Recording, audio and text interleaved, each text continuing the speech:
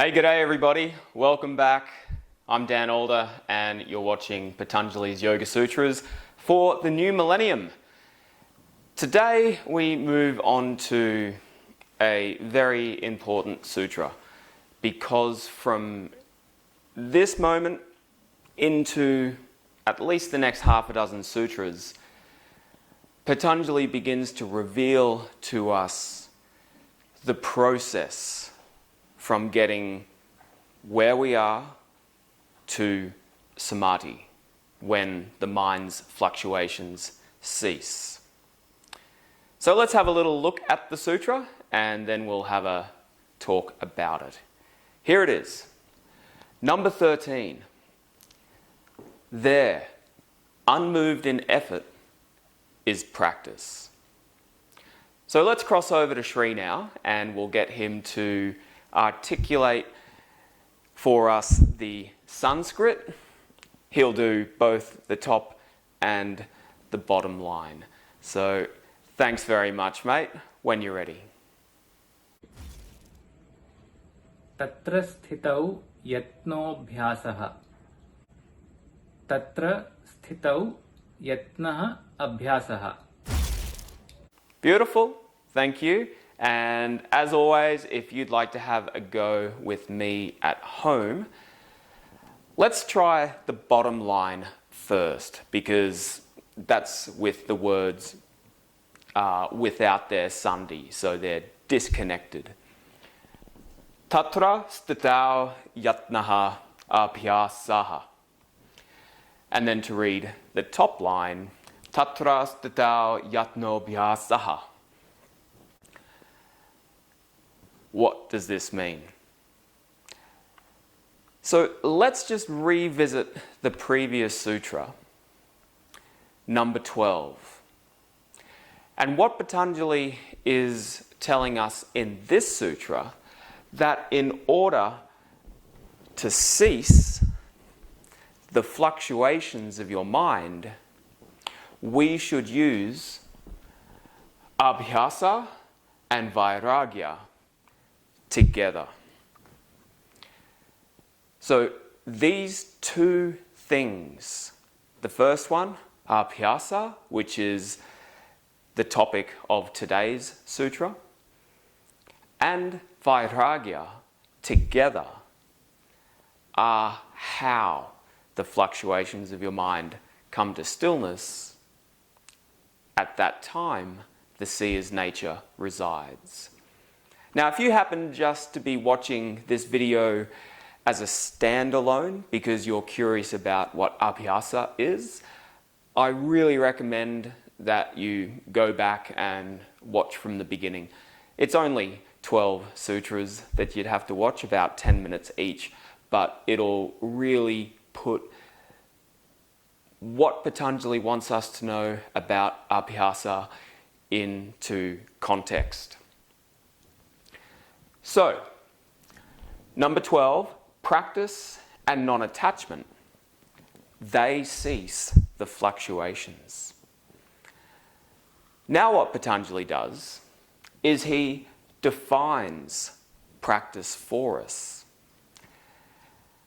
And Patanjali uses only two words to tell us what he wants us to know regarding practice. He says that abhyasa is stitau yatnaha. So to put that in English for you, practice is unmoved effort. Or to be unmoved in effort is to practice.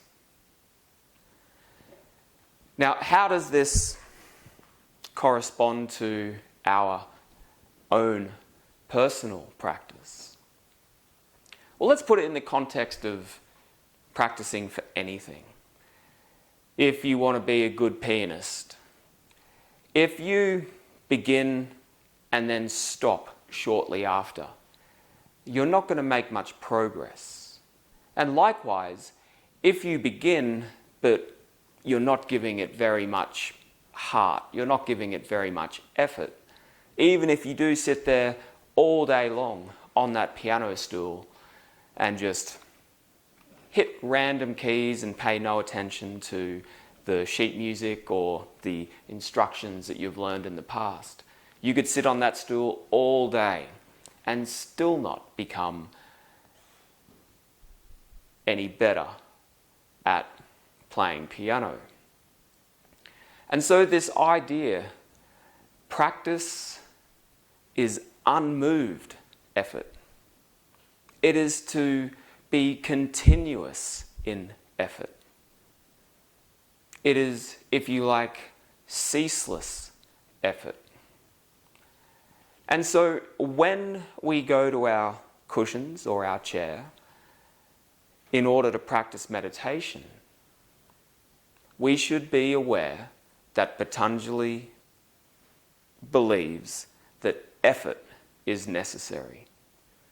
Because otherwise our minds just wander off. And as we know from previous sutras, our mind will be full of fluctuations. And if we're going to find what lies beyond fluctuations, it will take an immense amount of effort to train our mind to no longer see the things which it has always seen, the things for which it has come to crave. Our own thoughts are like an addiction to us. We want them in our mind because they create meaning for us. And so, like any addiction, the addiction of continuously thinking is going to be a very, very difficult one to break. And if we are to break that addiction, when we sit to practice, our effort should be continuous. We, as practitioners, should be unmoved in effort. And so, this is going to be quite a short video. I'm happy to pretty much leave it there. Patanjali has given us 2 words in which we can understand the meaning of abhyasa. Stitau yatnaha, which both Shri and myself agree can be fairly translated as unmoved effort. This is all Patanjali has to say on the subject of abhyasa.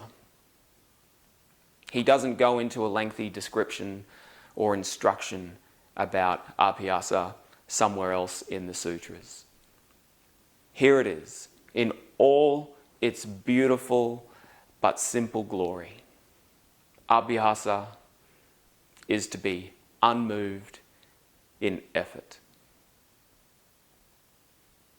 And with that, I would just like to say thank you for watching. And if you enjoy what I do here on this channel and you would like to support me, you may already know, but both myself and Shri have made this beautiful book. It's a lovely hardcover and it's really beautifully presented, high gloss, full color, with some great diagrams to help you understand the overall context. Just of the first chapter, we have another 3 of these to write. So I'll link my website just here, or not link it, but I will insert my website here, and please feel free to go there, and wherever you are in the world, we can get you one. So all the very best, everyone. Thanks for tuning in again, and I'll see you for the next video. Ta-da! Namaste.